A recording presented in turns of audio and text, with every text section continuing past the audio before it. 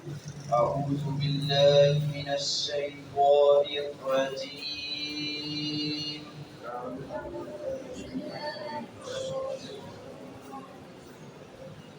بسم الله الرحمن الرحيم.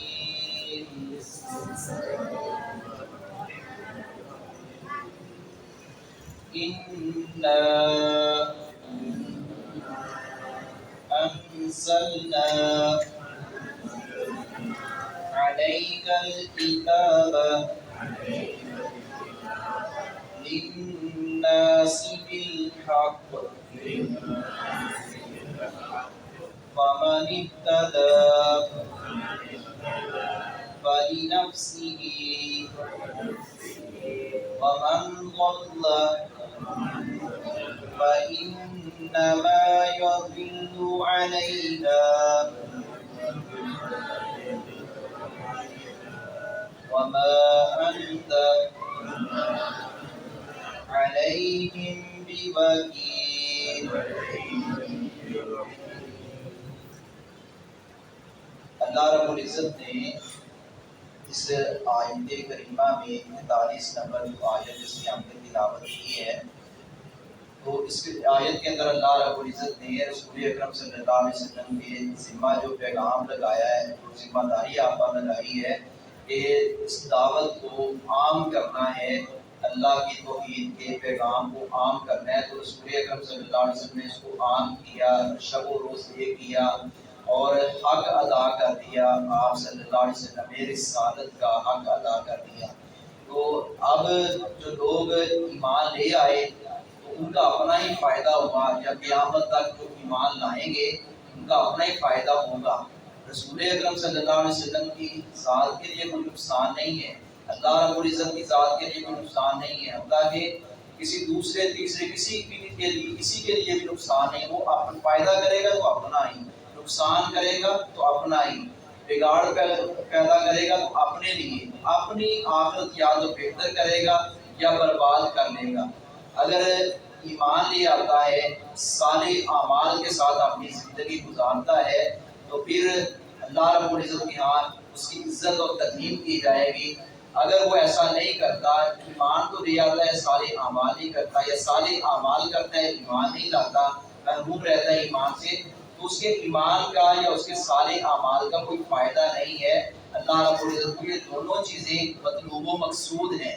تو جو کوئی ایسا کرے گا، گمراہی کے راستے پر چلے گا، وہ خود اپنے ساتھ فریب کر رہا ہے.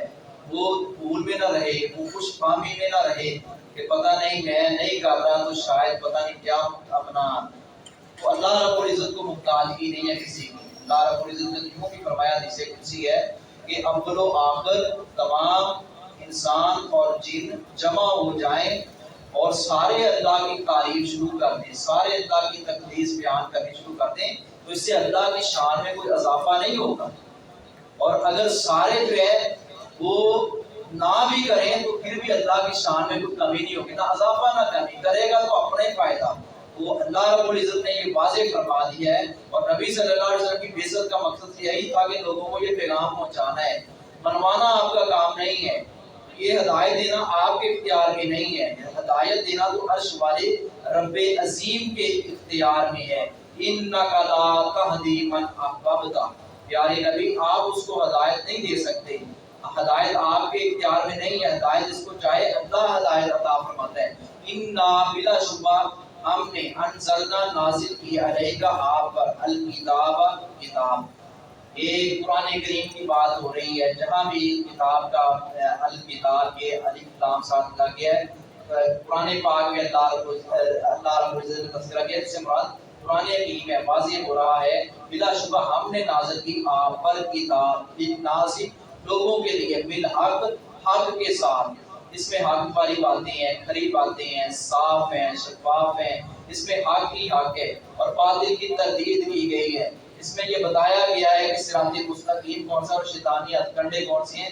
یہ وہ واضح کتاب ہے. فمن اهتدى، فمن پھر جس نے اهتدى ہدایت پائی، فلنفسہ تو اپنے ہی لیے ہدایت پالی ہے تو اس نے اپنا ہی اچھا کیا ہے، اس نے کسی کا کوئی اچھا نہیں کر لیا. ومن ضل، اور جو गुमराह हुआ फइन्नमा बस यज़िल्लु, वो गुमराह होता है अलैहा, अपने ही नुकसान को, गुमराही की तरफ चल पड़ा है, उसने अपना ही नुकसान किया है, अपने आप को ही, अपनी आखिरत को बर्बाद करने पे वो तुल गया है।